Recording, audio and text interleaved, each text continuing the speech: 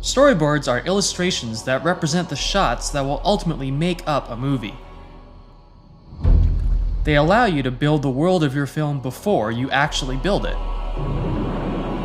There aren't any strict exacting rules on how to do storyboards. Conveying information is what's important. Storyboards are ultimately a technical document, a tool. So it doesn't matter if you're a skilled illustrator or not. This can work just as well as this. Wait, You could take care of this. yeah, it's no problem. Tell him to put it on my tab. Even if you struggle with perspective or can barely draw a stick figure, you can still convey what types of shots you want and their basic composition. A storyboard is a plan. It shows you step by step how your film will look when it's done. A storyboard is like a comic strip. It tells you in pictures and words what comes first, next, and last. This is the storyboarding process as illustrated by Joe Rampt, our head of story. Yes. So there's the little cute Mr. Storyboard artist working very diligently and happily in January. And he has a deadline. He's working hard to do his sequence. Every time he does a drawing, he pins it up on the board. And there he stands back when he gets done with his sequence and he says, did I do it the best way? And storyboarding actually balances like composition, cutting, staging, acting, writing, everything that goes through the storyboard artist's mind as he's doing it. So he'll try another pass at it a couple more times until he feels he's got it just right. Just right. It's perfect. So he calls in the story department And of course the director. There you can see John Lasser. Looks just like you. Yeah, it does, doesn't it? Thanks, Joe. And then Joe, or whoever's pitching, well, the little storyboard artist in this case, will pitch the sequence, and in the middle of the pitch, John gets an idea. We all get ideas, and that's one of the great things about storyboarding here at Pixar is that it is a free-for-all once we get in this, and everybody is out coming up with ideas to make the sequence better, to make the film better. And when the pitch session is done, inevitably there is lots of ideas to make the sequence better. So the first thing is I've got a shot right here. The guy is basically looking at a banana. Okay, so he wants to get the banana. Next shot is we got right here. We got him climbing the stairs here and reaching for the banana. Fourth frame here is we have him falling, and then we got one last frame here. I'll put it right down here. And that's the frame where the banana hits him on the head. Boink. So we've got a 4-frame storyboard that basically tells a story. He tries to reach the banana, falls, and the banana falls and hits him on the head.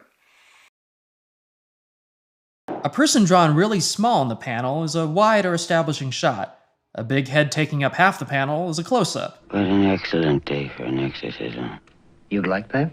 Deciding where you put the person in your frame is the basis of your composition. Now that we have a panel with a character in it, let's say that character is moving to the left. By drawing an arrow pointing to the left, we show where that character, or door, or dinosaur is moving. There's no real rule to drawing arrows, and everyone has their own personal style, but what's important is that your arrows are easy to read and make sense. Here's some examples of arrows. Arrows for characters moving towards camera. Arrows for characters moving away from camera. This character's kneeling down. And this character's head is falling off. Arrows within the panel usually mean a subject is moving in the shot. Arrows around the edges usually imply some sort of camera movement. So here, the raptor lunges right, and the camera pans left. See if we can fix that and make it a little more interesting. Because a couple things we want to do is change our framing around and also our camera position. So for instance, I've got a shot right here that is a shot, an over-the-shoulder shot from the side here. Let me pull this down a little bit so you can see it a little better. Okay, and then I've got this other shot here, which is from the front. So let's go with the over-the-shoulder shot here. Okay, the next thing we got to do is we want to set up a conflict here. So how can we do that? Well, for one thing, we need to be able to identify with our protagonist. So here we are. I've done a close-up of the protagonist now, and he's frowning right here. Next shot we're going to do is, let's go right here. We've got a shot of what looks like a feather, but I swear it's a banana. I swear it is. So we've got a close-up here of the banana. Okay? So let's put the shot aside. We'll come back to this in just a minute. Okay, next shot. We'll do another close-up here. And so now he's smiling, going, aha, I think I've got an idea here. All right. So let's do our next shot. So next shot right here is, we'll go ahead and do our shot that we had here of him climbing the stairs. So here we are.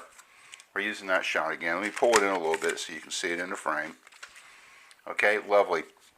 Okay, next shot, we're going to do a close-up here, because what we want to do is build some tension. Okay, like in any good cartoon, the protagonist can walk off into space and then suddenly go crash. Okay, so let's go ahead and work with that. In fact, I tell you what, let's do. Let's take this frame and let's move it over here, and let's put in a shot right here. That's a close-up of him reaching for the banana. So we've got a shot now of him climbing the stairs. We've got a close-up of him reaching for the banana. We've got another shot here of him walking off.